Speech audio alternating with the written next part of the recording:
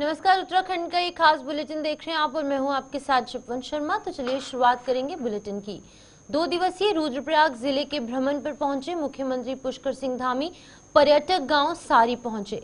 CM Dhami सारी गांव पहुंचने वाले पहले सीएम हैं। सीएम धामी के सारी गांव पहुंचने पर ग्रामीणों में भारी उत्साह देखने को मिला।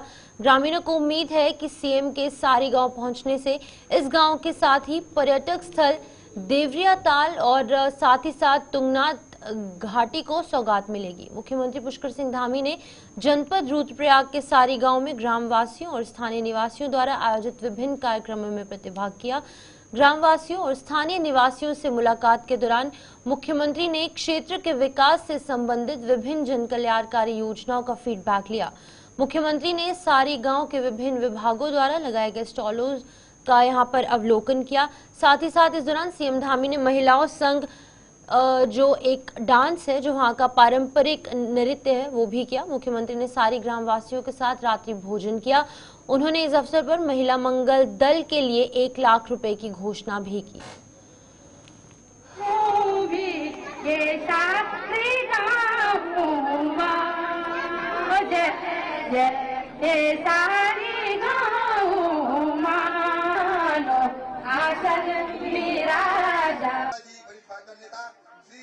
श्रीमती तस्नी पवार जी, महिला मोर्चा सदस्य उत्तराखंड सरकार, श्रीमती हेमलता नौटियाल, मंडल महामंत्री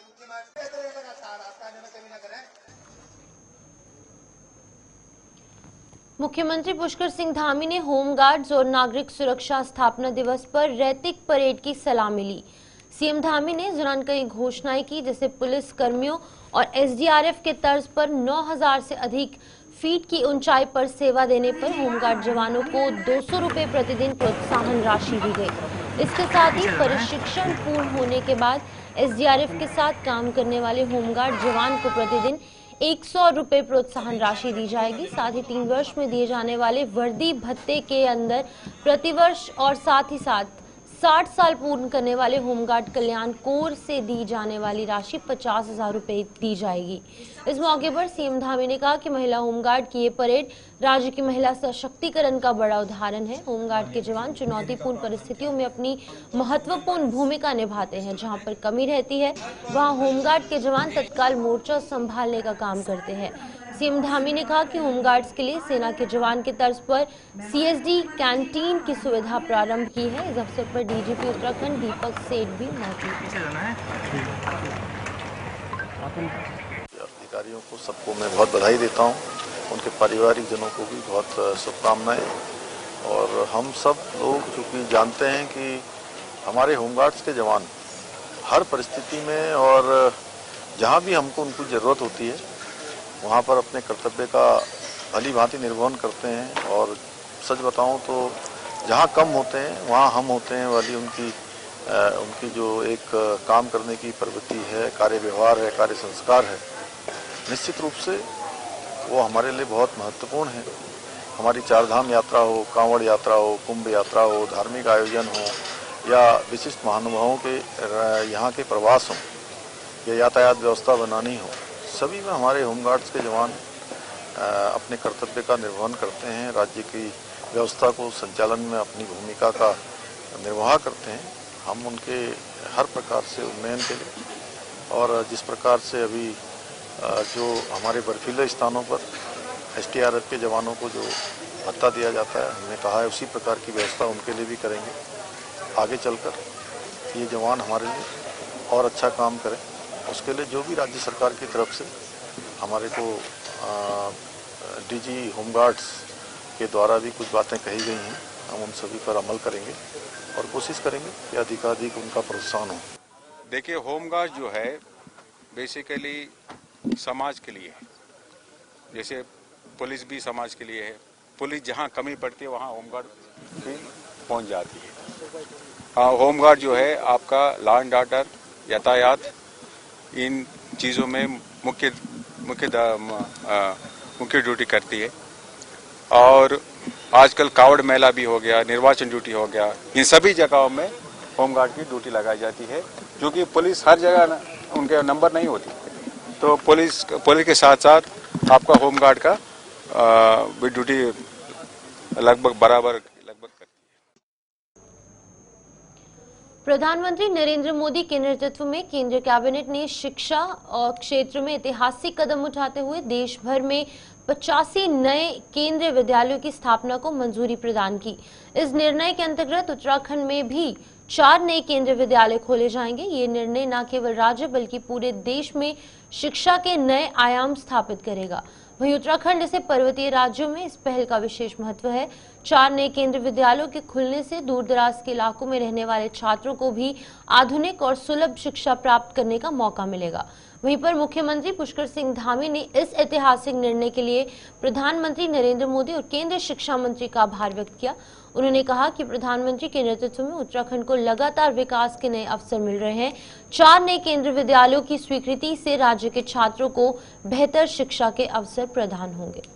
महत्वपूर्ण है और मैं आदरणीय प्रधानमंत्री जी का, आदरणीय शिक्षा मंत्री जी का धन्यवाद करता हूँ कि हमारे यहाँ 4 केंद्रीय विद्यालयों को मंजूरी दी है, क्योंकि शिक्षा हमारे लिए बहुत प्राथमिकता है। राज्य के अंदर शिक्षा और चिकित्सा 2 ऐसे विषय हैं जो हर एक व्यक्ति को मिलने चाहिए और हर एक के लिए जरूरी है, महत्वपूर्ण है और मैं आदरणीय प्रधानमंत्री जी का, आदरणीय शिक्षा मंत्री जी का धन्यवाद करता हूँ कि हमारे यहाँ 4 केंद्रीय विद्यालयों को मंजूरी दी है, क्योंकि शिक्षा हमारे लिए बहुत प्राथमिकता है। राज्य के अंदर शिक्षा और चिकित्सा 2 ऐसे विषय हैं जो हर एक व्यक्ति को मिलने चाहिए और हर एक के लिए जरूरी है।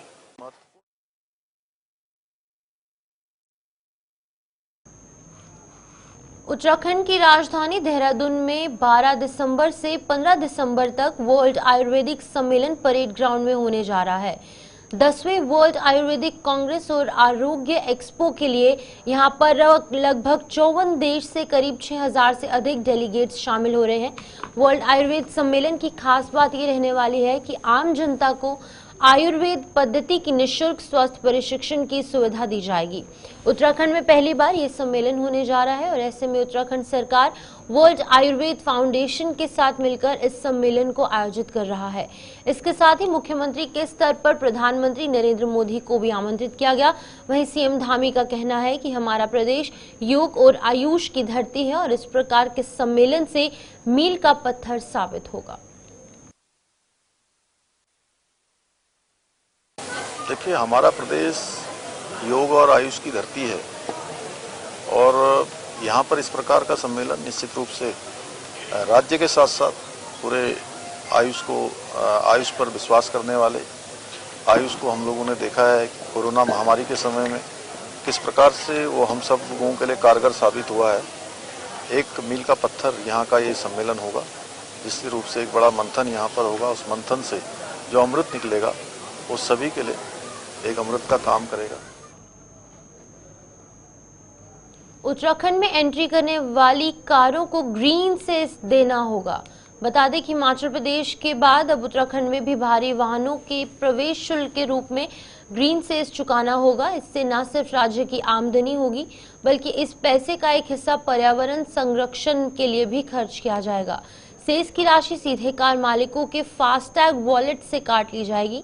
नए साल से यात्रियों को उत्तराखंड आने के लिए अपनी जेब थोड़ी सी ढीली करनी होगी, क्योंकि राज्य में अब उनको ग्रीन सेस देना होगा। राज्य सरकार ने बाकायदा इसके लिए एक बड़ा मास्टर प्लान तैयार किया है। वहीं पर इलेक्ट्रॉनिक, सीएनजी और हाइब्रिड वाहनों पर सेस नहीं लिया जाएगा। उत्तराखंड के बॉर्डर पर हाईटेक कैमरे लगाए जाएंगे। इसके लिए परिवहन विभाग ने इस नई व्यवस्था को लागू करने के लिए पूरे तरीके से जो तैयारी है वो कर ली है। आपको बताते चलें कि उत्तराखंड में एंट्री करने के लिए ग्रीन सेस देना होगा। प्रदेश में भारी कमर्शियल वाहनों के लिए ग्रीन सेस लिया जाएगा। अब निजी और छोटे वाहनों से भी ग्रीन सेस जो है वो वसूला जाएगा। आपको बता दें कि 40 से लेकर 80 रुपए तक का ये ग्रीन सेस जो है वो देना होगा। हालांकि राशि उतनी नहीं है, लेकिन फिर भी थोड़ी सी जेब ढीली करनी होगी। इलेक्ट्रॉनिक, सीएनजी और हाइब्रिड वाहनों पर ये जो टैक्स है, ये जो ग्रीन सेस जिसको नाम दिया गया है, वो नहीं लिया जाएगा, क्योंकि पर्यावरण संरक्षण के लिए एक अच्छा संदेश देगा। सेस की राशि सीधे कार मालिकों के फास्टैग वॉलेट से काटी जाएगी, जिससे कि उन्हें अब यहाँ पर कैश की जरूरत नहीं पड़ेगी। सेस की राशि का एक हिस्सा पर्यावरण संरक्षण में खर्च होगा और इसी तरीके से उत्तराखंड में जो लगातार बढ़ता प्रदूषण है उस पर कहीं ना कहीं नियंत्रण लग पाएगा।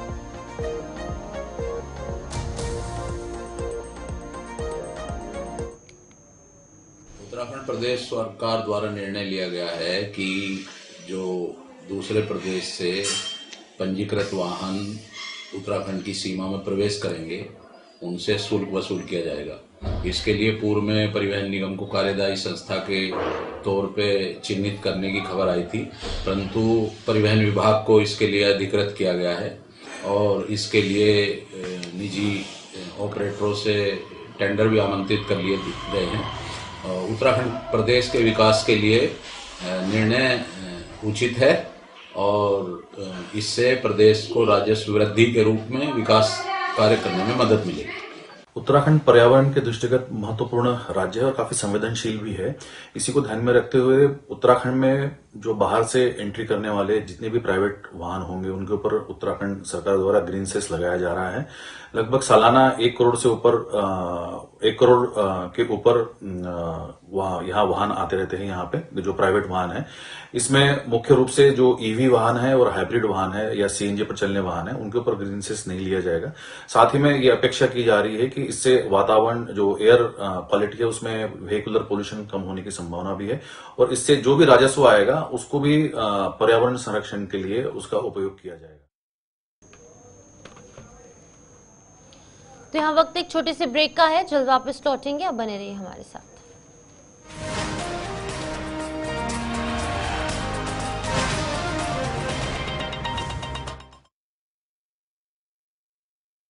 स्वागत है आप सबका इस ब्रेक के बाद। आगे बढ़ेंगे। राष्ट्रीय खेलों को लेकर यूपीसीएल अलर्ट हो चुका है। यूपीसीएल ने खेलों को इस दौरान विद्युत आपूर्ति सुचारू करने के निर्देश दिए हैं। इसके साथ ही यूपीसीएल द्वारा जनपदों में नोडल अधिकारी नियुक्त किए गए हैं। यूपीसीएल द्वारा एक समन्वय समिति का गठन किया गया है। एनएस बिष्ट को देहरादून और हरिद्वार की जिम्मेदारी दी गई। नरेंद्र सिंह टोलिया को कुमाऊं तथा रुद्रपुर की जिम्मेदारी दी गई। एमआर आर्य को भी सहयोग हेतु समन्वय समिति में जिम्मेदारी दी गई है।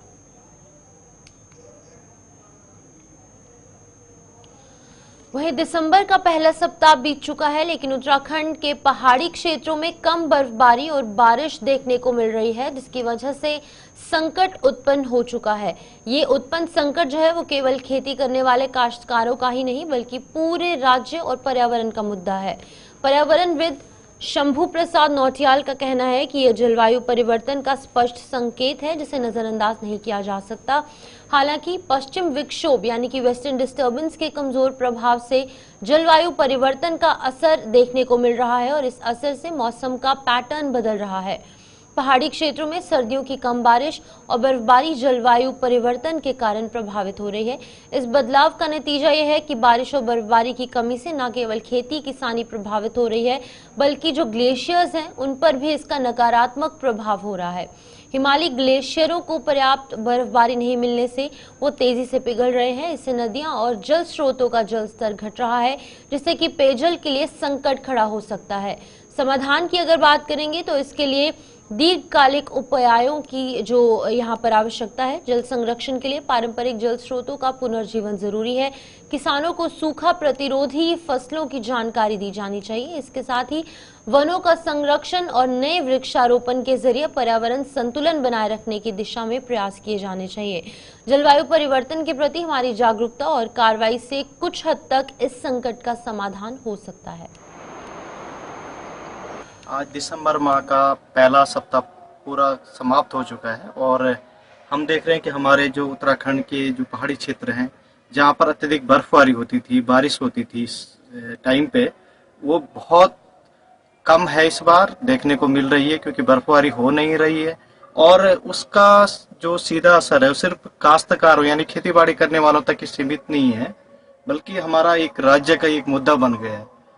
वैसे तो जो कमजोर जो पश्चिमी विक्षोभ है उसका कारण माना जा रहा है और जलवायु परिवर्तन का भी एक स्पष्ट संदेश ये है क्योंकि ये संकेत दे रहा है कि जलवायु परिवर्तन से हमारे जो पहाड़ हैं वो भी अच्छे होते नहीं रहे हैं और हमारे जो पहाड़ी क्षेत्र है उसमें स्पष्ट है कि जो सर्दियों की कम बारिश और बर्फबारी है ये भी एक जलवायु यानी पर्यावरण के साथ साथ जलवायु परिवर्तन का एक जो है ये एक संकेत है। तो इससे जो हमारे खेती करने वाले जो किसान हैं बहुत ज़्यादा प्रभावित हो रहे हैं और इसका जो प्रतिकूल असर है यानी जो हमारे ग्लेशियर हैं उस पर भी इसका नकारात्मक जो प्रभाव दिखाई दे रहा है, साफ दिखाई दे रहा है। वे पिघल रहे हैं और जो नदियों का हमारा जलस्तर है वो घटता जा रहा, हमारे जो पेयजल हैं उनके लिए आने वाले समय में एक खड़ा जो है संकट हो गया है। और क्योंकि जो हमारे छोटे छोटे ग्लेशियर हैं, जब इन पे बर्फबारी नहीं होती तो हमारे जो झरने हैं, हमारे जो जल स्रोत हैं, वो जो है उनमें पानी का संकट आ जाता है, वो जो है घट जाते हैं। तो ये एक बहुत बड़ा मुद्दा है और इसके लिए मैं समझता हूँ कि दीर्घकालीन जो उपाय है उनकी ओर ध्यान देने की जरूरत है। हमारे जो पारंपरिक जल स्रोतों का जो पुनर्जीवन है वो किया जाना, उनको रिचार्ज करने की आवश्यकता है।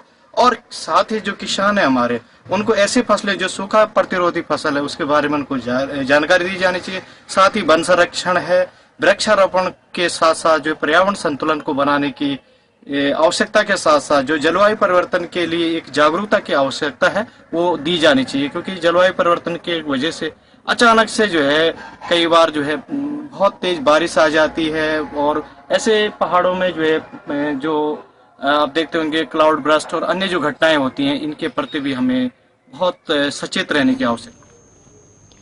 बदलता मौसम और तापमान में लगातार उतार चढ़ाव सामान्य तौर पर शरीर के लिए दिक्कतें पैदा करता है। वयस्कों के लिए ये मौसम कई शारीरिक समस्याओं की वजह बन सकता है और ऐसे में छोटे बच्चों पर इसका असर और भी ज्यादा हो सकता है। अगर आप ठंड की शुरुआत से ही सावधानी बरतें तो आपका बच्चा सर्दियों में भी मुस्कुराता रहेगा।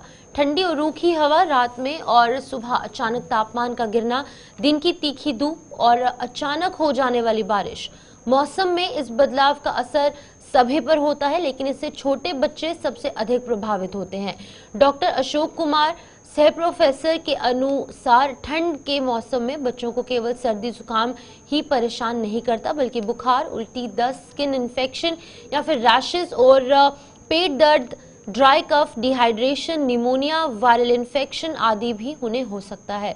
उन्होंने कहा कि सर्दियों में छोटे बच्चों को गर्म रखना आवश्यक है, ऐसा ना होने पर वो बीमार पड़ सकते हैं। ठंड लगने पर बच्चों की जो यहाँ पर इम्यूनिटी है वो कमजोर हो जाती है और बच्चों की सांस की नली संकरी होती है। ऐसे में यहाँ पर उन्हें इन्फेक्शन होने का खतरा होता है।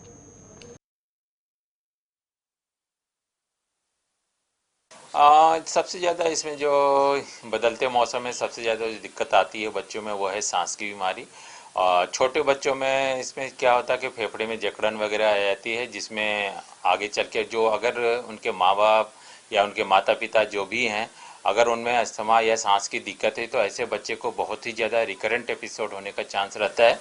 तो कोशिश करना चाहिए कि जब भी सांस की दिक्कत हो तुरंत नज़दीकी हॉस्पिटल और बच्चे के डॉक्टर को ज़रूर दिखाएं। और केयर के रूप में अगर देखा जाए तो माता पिता को बच्चे को ढक के रखना चाहिए, ज़्यादातर कोशिश करनी चाहिए कि कम से कम बाहर निकालें, एक्सपोज कम करें। जो बड़े बच्चे हैं जो स्कूल जाते हैं उनके लिए यही है कि सुबह जाते वक्त कान में कम से कम जो है उनका टोपी वगैरह लगा के चलें और फुल ड्रेस जरूर पहना के निकलें।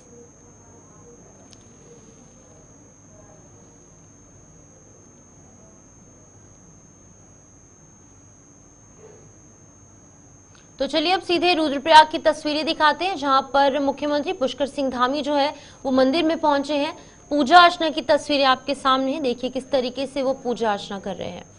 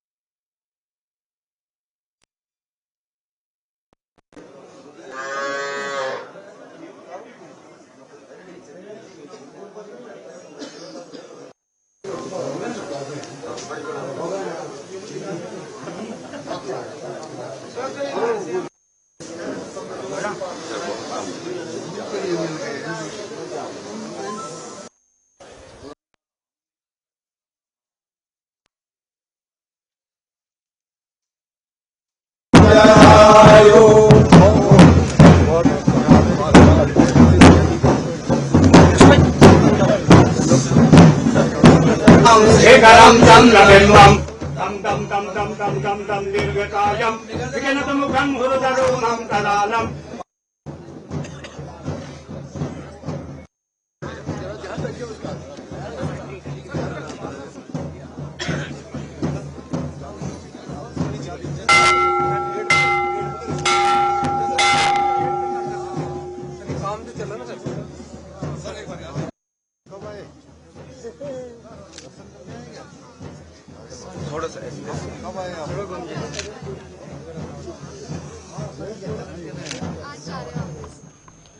तो जहां पर आपने तस्वीरें देखी, रुद्रप्रयाग से साफ तौर पर मुख्यमंत्री पुष्कर सिंह धामी जो है वो रुद्रपुर पहुंचे थे। इस दौरान एक मंदिर में उनके द्वारा जलाभिषेक किया गया और पूजा अर्चना के साथ सुख समृद्धि की कामना की गई। तो फिलहाल के लिए इस उत्तराखंड के बुलेटिन में इतना ही। मुझे दीजिए इजाजत और आप बने रहिए गुलिस्तान न्यूज के साथ।